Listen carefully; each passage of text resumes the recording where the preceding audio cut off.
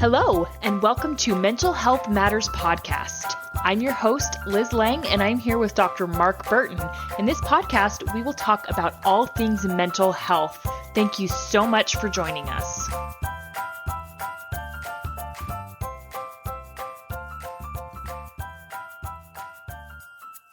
Welcome, everyone. We are going to get started with today's topic, which is communication. And communication is a really broad topic. So we're going to narrow it down to specifically communication in relationships. And I will start off by saying communication is really about seeking first to understand and then to be understood. And a lot of people, myself included, are often guilty of when we're listening to someone, rather than focusing on what they're saying, we do this thing where we're listening to respond, where we're thinking about our next response. And that's okay. But if you really want to have a deep, good conversation with someone, and this is particularly important in marriages, you need to understand what that person is saying before you then try to be understood. So I agree totally with that. Yeah. This is one of my favorite topics to talk about. And I would guess, this is just a guess for me, about 90%, I would guess at least 90% of the couples that come and sit on the couch in my office at some point in the first session say, we need help with communication. Yeah. So it's something that I work with most couples.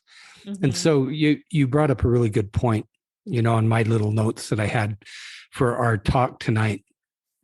It's all about listening.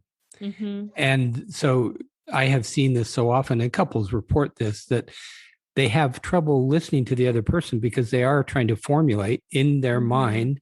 They're listening and formulating, okay, what am I going to say in response?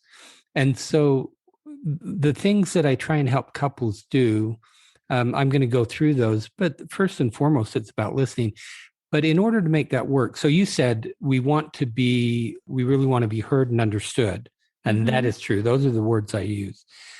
But the only way to do that, I think, is to create a structure in which you take turns. So most couples, and sometimes I'll have them, do a discussion. I won't say argument, but sometimes it goes to an argument, in front of me, so I can see what their process is. And usually they go back and forth, and it's moving very quickly from one to the other. And the problem with that, it's really hard to stay focused on whatever the issue is. And they aren't really listening because they're, just responding to, 10 seconds of what the other person said. So I think for couples, and this is not something you would necessarily do for your whole relationship. But if you sit down and let's say you have a decision to make about anything, vacation, kids, money, then you would use this type of process where you set the structures up. I'm going to listen to you, and then I'll expect the same of you, that you will listen to me. Kind of like a talking stick. Yeah. Oh, I love the talking stick. I've used that in groups with kids before. It works pretty well. Yeah. Oh, that's a good idea. Maybe I should have a talking stick in my office. Anyway, the talking stick, that's exactly what it is, whoever has the stick. So it's a little more complicated than that. But that, right, at the basic level, is you have to take turns listening. These are kind of basic things that probably a lot of listeners might know. But tone of voice. So I put this in, I use the word process. And so your process includes words, the words you use. And I probably don't need to go over the inflammatory words that I often hear and that couples often use. Yeah. But I've never found it helpful. And so I try and help couples change the words they use. No swear words typically are pretty inflammatory. And I think you can express either anger or whatever it is in different ways, but sometimes it's just the tone of voice, the words you use, and just eye contact. Maintaining eye contact is another thing that's really critical. And so those are the kind of basics. Here's one other basic I just remembered. Absolutes. People use absolutes like you never or you always. And here's the problem with absolutes. One, I'll say they're almost never true. Right. I'm using absolute, but what happens if you and I are having a discussion, I say, well, Liz, you never do this thing, then all of a sudden you're off going, well, wait, I'm going to think of the time that I did. Yep. That's exactly it. Yeah. And so what happens is you get pulled off of the topic just because you've used this word. And you can say, well, you often do this, or, sometimes you do this. And the other person doesn't react at all in the same way. So, I think that getting rid of absolutes is really critical, really important. Now, the other thing, I often hear people talk about criticism. Criticism in relationships. And so Gottman, comes from John Gottman, who I mention maybe often here. He's a marriage researcher out of the University of Washington. And so he found these 4 things that are present, or at least one of them is present in marriages that are struggling. And one of those things is criticism. And so from his perspective, criticism never works. And I agree that it doesn't work. And so sometimes I'll hear someone say, well, it's constructive criticism. I don't care what word you put in front of it to soften it. It's still criticism and it doesn't work. Okay. So, and I won't go into too much detail. We could probably do this later, in another session on communication. But what he would do is he would say, change the criticism to a complaint. And so the difference is this, and this is the example he would use. I would say to you, you know what? You always leave your clothes on the floor.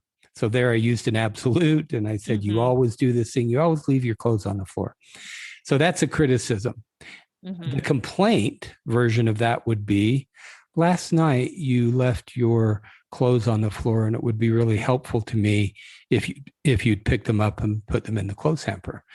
So there's a difference. That's a complaint, which is very specific, and the criticisms are usually pretty universal. So that would be one way to get, to change from a criticism to a complaint. Because often when I say this to couples, they say, okay, well, how can we talk about changes that need to happen? Which you do. You do need to be able to talk about that. But again, it's how you do it. It's the process, and criticism doesn't work. So, and it's interesting you talk about that, because how many times do you hear in the first year of marriage things like, what way the toilet paper roll goes on? Oh, right. Squeeze the toothpaste from, like these little things, or, leaving your clothes on the floor. And one of the things I learned early on is the little things matter, both good and bad.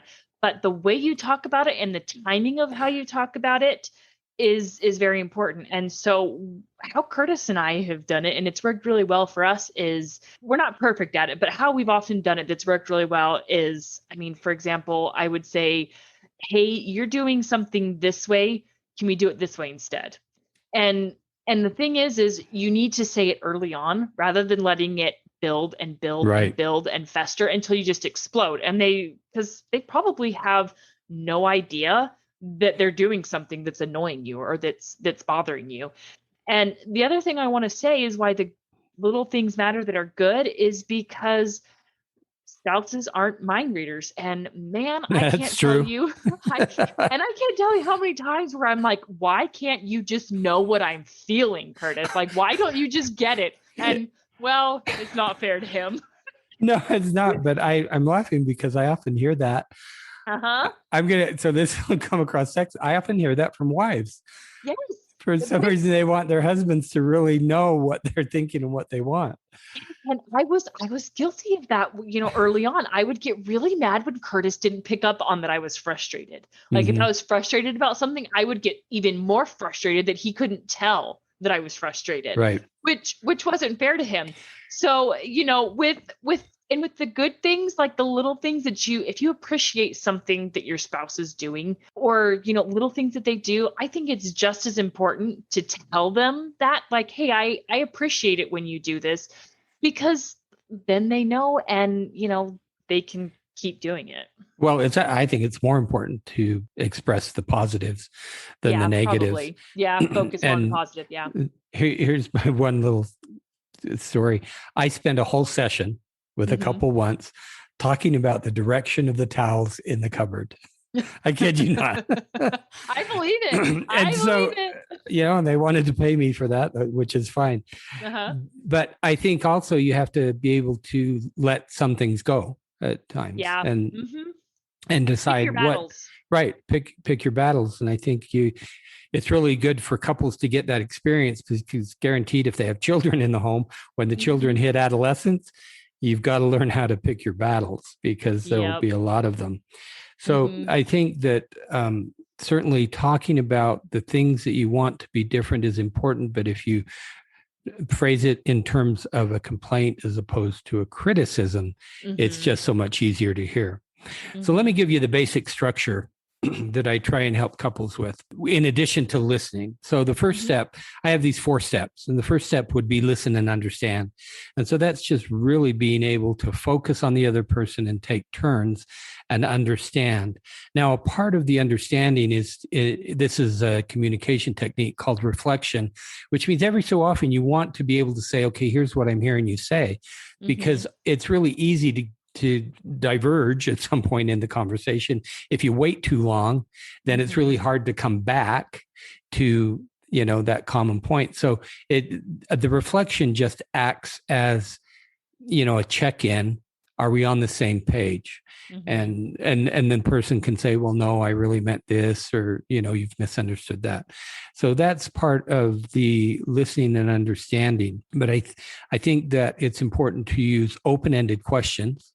And an open-ended question is one that you can't answer with yes or no. And you'll get a lot more information. Now, here's one that a lot of couples, once they learn it, they really like. Don't use the word why. Okay. So if I say to you, talked about that before, right? If I say to you, why did you do that, Liz? Now my tone changed a little bit, right? It's more of why did you do that? But it's still, you then have to go into this mode of defending the reason that you did it. And if I say to you instead, Liz, what was going on, in your world at the time that led you to do that? It's a very different question, and the person is able to answer it, and it becomes more of a discussion that you can then understand. And so getting rid of the word why, at least in that context of this type of communication, I think is really important. The other piece is validation, or the next step would be validation. And the next step is empathy. And I separate them, although often if you're talking about an emotional subject, they're very tightly linked, validation and empathy. Now, a lot of people they stay away from validation because they think it means I agree with you. Yes. And it doesn't. It just means I get it from your perspective. And so the whole goal is to really be able to listen and understand, so that you can get to a point where you can say, okay, I get it from your perspective, the reason you want the towels in the closet this certain way. I mean, that would be an example. And now you might agree with them, which is okay to say, but you don't have to, because if you do this well, they're going to turn around and then say, what do you think about this? And you get the opportunity then to talk about it from your perspective.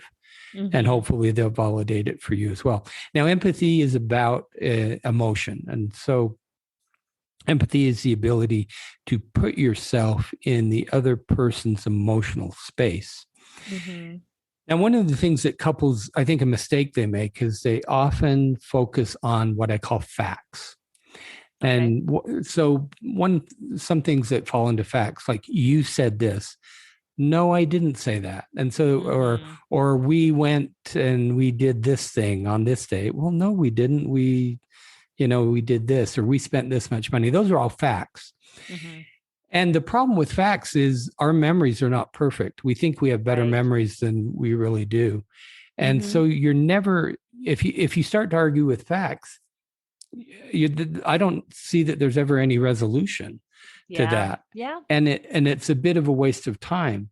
And so what I try help couples do is focus on emotion. Focus on the emotional content. And you can use questions like, what was that like for you when, whatever it is you're talking about? Or what would be important to you to have the towels in the closet this way? See, and then what you're doing is you're asking more of an emotional question, not a factual question. That then leads you to be able to have an empathetic response because you're picking up on the emotion. Right. And I like that. And I've thought about this before, and it's almost like truth is in the eyes of the beholder to an extent. And, people, they can't see our conversation, but I mean, I'm looking at your walls, Mark, and I would say your walls are green. Well, you might look and say, no, they're not green, but they look green to me. Right.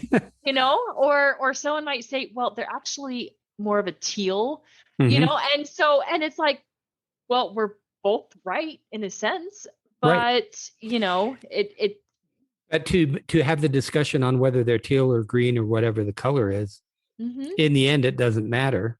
Yep. And you can say, well, what do you like about those walls? And then it's just a very different question. And you get to, well, I like that it's dark and, it's peaceful and it's calming. And so you get a different response. So not every discussion you're going to have will include some sort of emotional component. But oftentimes they do. And so what I use this term with couples, listen for the big words. Okay. Now, what I mean by that is listen for the emotion-laden words. Okay. Fear, anger, anxiety, excitement. I love this. I like this. Frustration. And anytime you pick up on an emotion word, that's where you go. And you then key in on that and ask about the frustration. What was frustrating about that? Or, if they say, well, I really liked it when we did this. Oh, tell me what you liked about it. And so you go down the emotional path. And once you focus on emotion, it's much easier then to go to the fourth step, which is solution. Okay. And so you do need to get to solution at some point. But I think the mistake that a lot of couples make is they try and go there too quickly without knowing either what the issue is for the other person or what the emotional content is for the other person. Because, for example, if you're talking about something and there's fear in the other person or anxiety about it, and you just try and go to solution, you haven't given your partner the opportunity to talk about the fear, and you don't understand it and you can't validate it. So going back to what you said at the start, I think what we want is to be seen and heard. And so if I do a good job of really listening to the anxiety and the fear, and I can say, okay, that makes sense, then you feel seen and heard about it. Even though I may not have that same emotional reaction about something, that's not the point. It doesn't matter. What matters is what your emotional reaction is to whatever it is we're talking about. So I think, if you both take turns and you've really understood where each other's coming from, then one of you says, okay, what should we do about this? I have seen this so often that if you do that first process, which takes some time, then coming to a solution is usually really easy. And, if there's a compromise to be made, the compromise is so much easier if you understand where each of you is coming from. So does it take a little bit more time? Yeah, it does. But it's really worth it because what it does, in the end, I think the couples that come in to see me, and I would say this is probably true for most couples, is they really want a really close emotional connection. Yeah. And to have that close emotional connection, you need opportunity.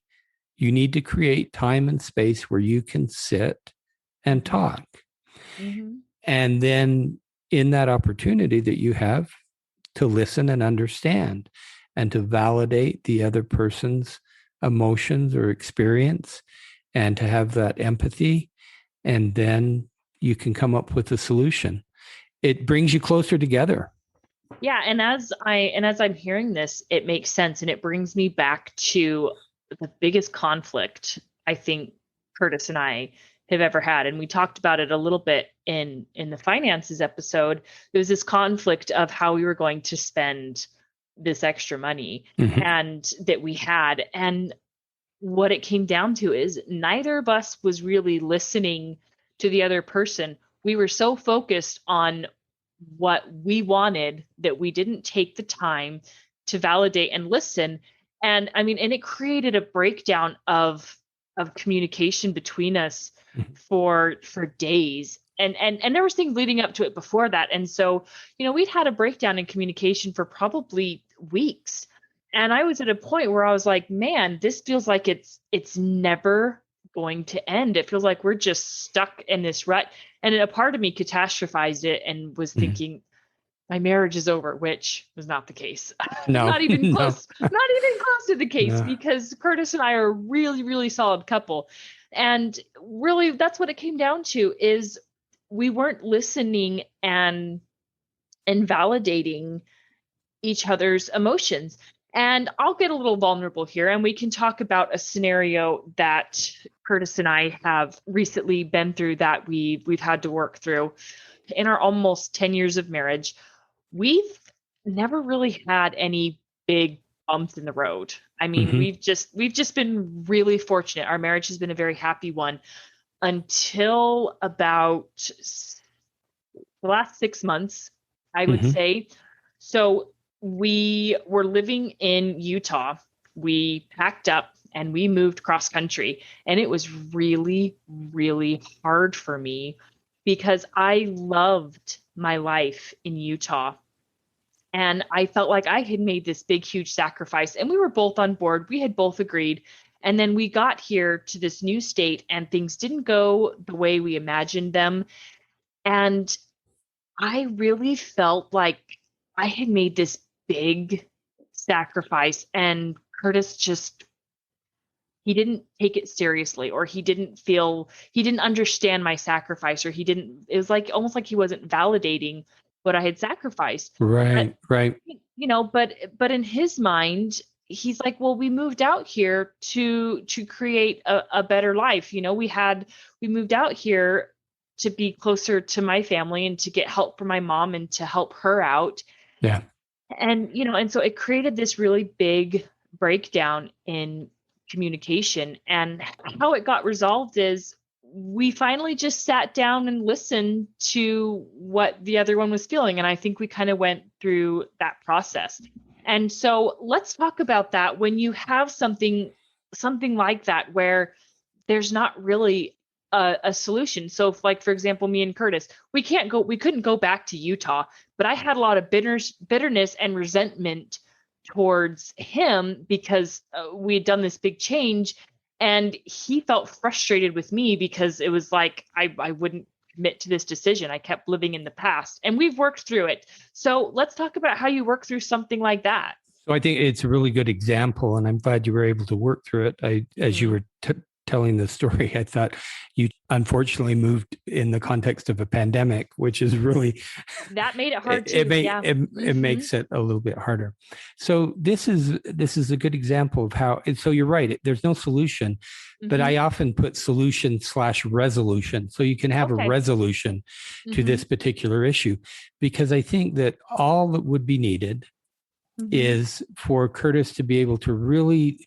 He'd have to put aside his stuff about, the facts. Because if, in what you were talking about, he was listing the facts. Do you remember that? We came for this reason, that reason, better life, all these things. And those are facts.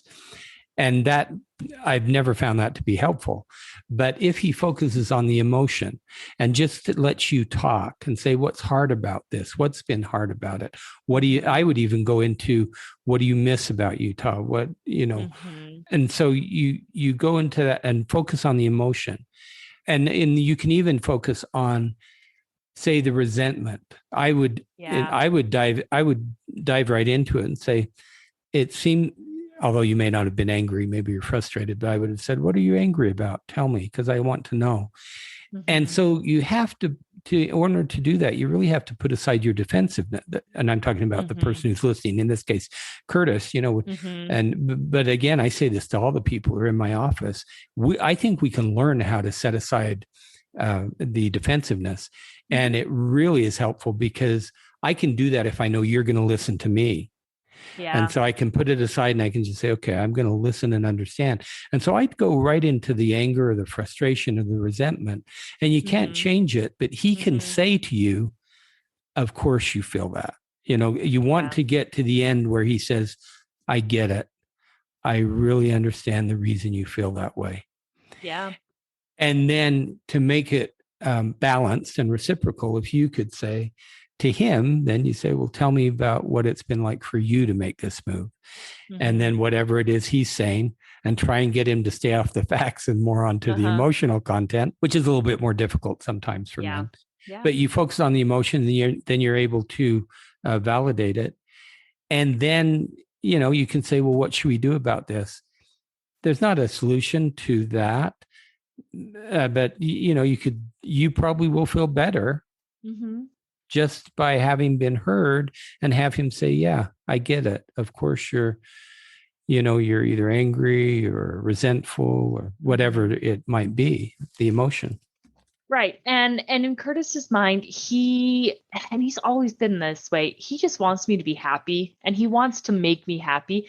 And so in his mind, and I think that was part of my frustration, it was really hard for him to say, I understand that moving here was hard, or I understand that you miss Utah, because what good does that do to just sit here and wallow in what was, Right. and that was his thought process. And to a point, he was right. But when he did finally validate, and that's all it was, and it wasn't that, we're wallowing in what was, it was that he was validating how I felt. Right. So this is again, I'm going to make some distinctions between men and women, but this is based on my experience. We raise men to be problem solvers. And so yes, what happens is if, our spouse is unhappy or there's some emotion, then we go right to, I want to solve this. But the problem is I can't change your emotional state. I can't solve it for you. And so, and somewhere inside, he knows that. And so what he does in order to not have that conflict, he just avoids it. He avoids going into it.